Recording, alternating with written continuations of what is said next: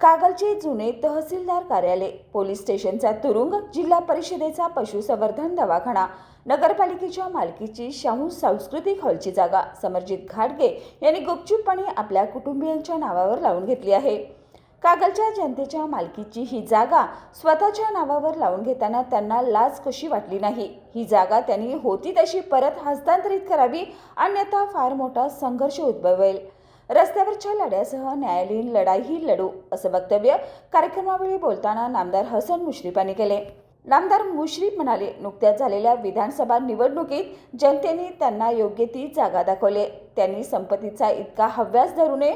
समस्त कागलवासियांच्या वतीनं विनंती करतो की त्यांनी हा आग्रह सोडावा. त्यांनी ही जागा तातडीने नगरपालिकेला होती तशी हस्तांतरित करावी. जुने तहसीलदार कार्यालय असलेल्या जागेत नगरपालिकेच्या वतीनं पार्किंगसह मॉल बांधायचा आहे. यावेळी कागलचे अधिपती श्रीमंत बाळ महाराज यांच्या थोरल्या कन्या व स्वर्गीय विक्रमसिंह राजे घाटगे यांच्या बडोदा येथील भगिनी श्रीमंत हेमलता राजे गायकवाड यांच्या निधनाबद्दल श्रद्धांजली वाहिली.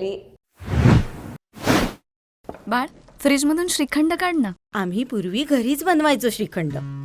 त्याची चवच वेगळी होती. आता काय सगळं रेडीमेड. आजी, हे श्रीखंड खाऊन बघ. आज तुझ्या आईनं घरीच बनवलं की काय? हे आहे गोकुळचं श्रीखंड. अगदी जिभेवर रेंगाळणार. जिभेवरच नाही तर मनावरही रेंगाळणार. गोकुळ श्रीखंड, मनावर रेंगाळणार.